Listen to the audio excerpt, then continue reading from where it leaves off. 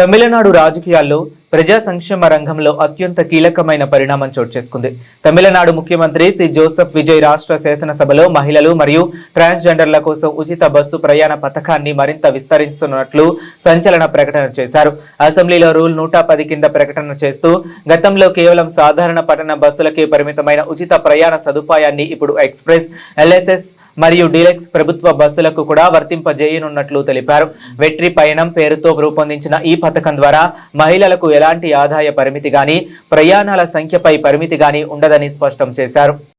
ஒரு மாநிலத்தின் உண்மையான முன்னேற்றம் என்பது அதன் பொருளாதார வளர்ச்சியால் மட்டுமல்ல, பெண் கல்வி, வேலைவாய்ப்பு, மருத்துவம், வணிகம் மற்றும் சமூக வாழ்வின் அனைத்து தளங்களிலும் சுதந்திரமாகவும் பாதுகாப்பாகவும் பங்கேற்கும் வாய்ப்புகளாலும் அளவிடப்படுகிறது.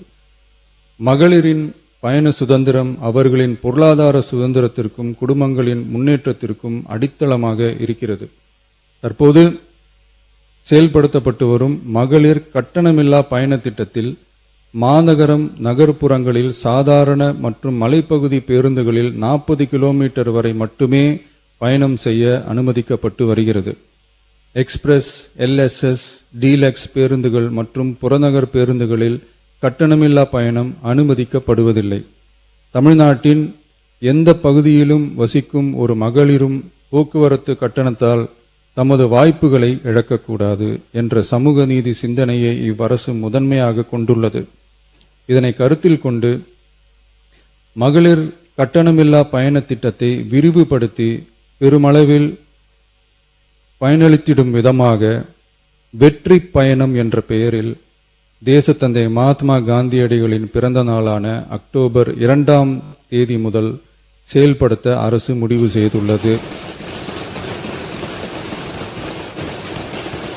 என்பதை இந்த மாமன்றத்தில் மகிழ்ச்சியுடன் அறிவிக்கிறேன். அதன்படி முதல் கட்டமாக மாநகரம், நகரங்களில் சாதாரண பேருந்துகள் மட்டுமின்றி மாநகரம், நகர்பகுதிகளில் இயங்கும் எக்ஸ்பிரஸ், எல்எஸ்எஸ், டீலக்ஸ் அரசு பேருந்துகளிலும் மகளிர் கட்டணமில்லா பயணங்கள் மேற்கொள்ளலாம்.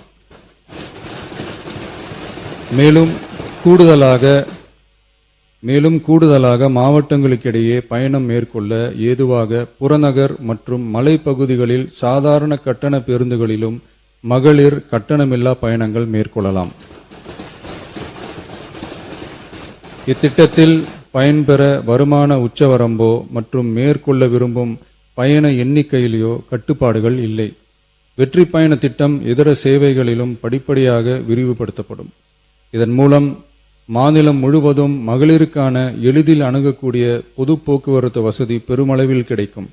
இதன் மூலம் மாணவிகள் தொலைதூரத்தில் உள்ள கல்லூரிகளுக்கு செல்லவும், பணியிடங்களுக்கு செல்லவும், மருத்துவம் மற்றும் அத்தியாவசிய சேவைகளுக்கும் கட்டணமின்றி பேருந்துகளில் பயணிக்க இயலும்.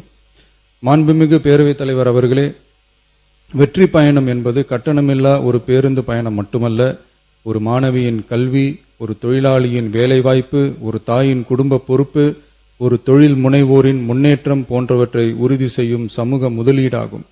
தமிழ்நாட்டின் எந்த பகுதியில் வாழ்ந்தாலும் மகளிரின் இயக்க சுதந்திரத்திற்கும் பொருளாதார முன்னேற்றத்திற்கும் அரசு உறுதுணையாக இருக்கும். இத்திட்டத்தின் கீழ் திருநரும் டிரான்ஸ்ஜெண்டர் கட்டணமில்லா பயணங்கள் மேற்கொள்ளலாம். வெற்றி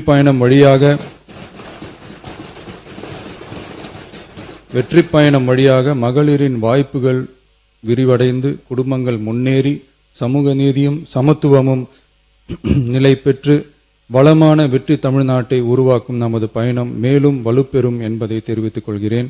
இத்திட்டத்தை செயல்படுத்துவதன் மூலம் ஆண்டுதோறும் தோராயமாக 6000 கோடி ரூபாய் செலவினம் ஏற்படும். நன்றி, வணக்கம்.